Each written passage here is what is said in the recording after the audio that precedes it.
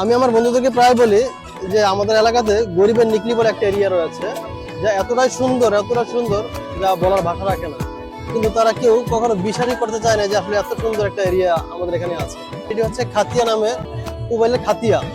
আর এতটা সুন্দর, আপনারা দেখবেন যে আসলে কতটা সুন্দর এরিয়া নিয়ে এই জায়গাটা। আসলে গরিবের নিকলি যে এটা আসলে কোনো অংশে কম নয়। যারা এই এলাকায় না আসছেন তারা বুঝতে পারবেন না যে আসলে কতটা সুন্দর একটা এরিয়া। বিভিন্ন জায়গা থেকে মানুষ এখানে পিকনিক করার জন্য আসে। আপনারা দেখছেন যে কতগুলো ট্রলার এই পরিবেশে যোগ হয়েছে, আবার কিছু চলে যাচ্ছে।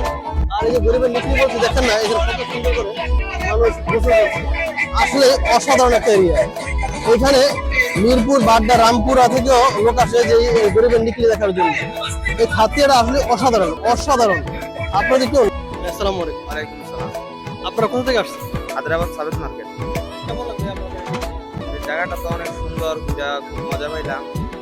আর সবাইকে আসার দাওয়াত রইল আমাদের এই হাওরে।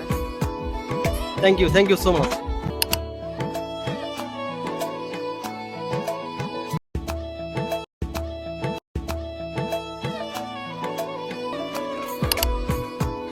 এখানে যদি আপনারা আসেন যে বোট দিয়ে ঘুরবেন, সেই ঘোরার সুব্যবস্থা রয়েছে।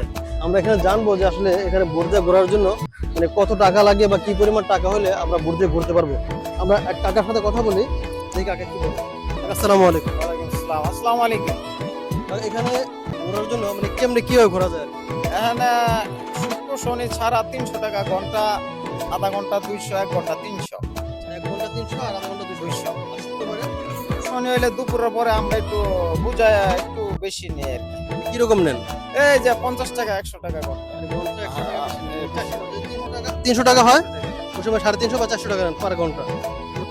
মানে এখানে ঘুরবে আর কি। হ্যাঁ হ্যাঁ। কতজন উঠতে পারে এক নৌকা? আমগো নৌকা 7-8 জন 10 জন উঠা যায়। 10 জন ওঠা যায়। আবার মানে হেলে দিলে পারে না তো? না না। ঠিক আছে, থ্যাংক ইউ। আচ্ছা, আসসালামু আলাইকুম। এই খাতিয়াকে আরো সুন্দরভাবে সাজানোর জন্য এই নতুন করে গাছ লাগানো হচ্ছে, যাতে এই রাস্তাগুলো ভেঙে না যায়।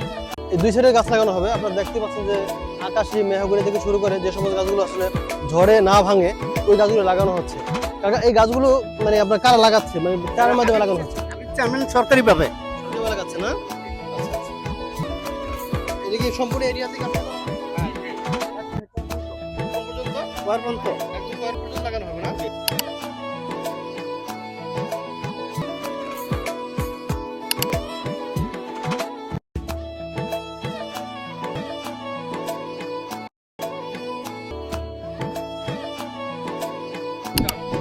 এই খাতিয়াতে যারা ঘুরতে ঘুরতে ক্লান্ত হয়ে যায় সম্পূর্ণ এরিয়া, তখন তারা এসে এই খাতিয়ার যে নিকলি হাওর, এই নিকলি হাওরে সবাই গোসল করে।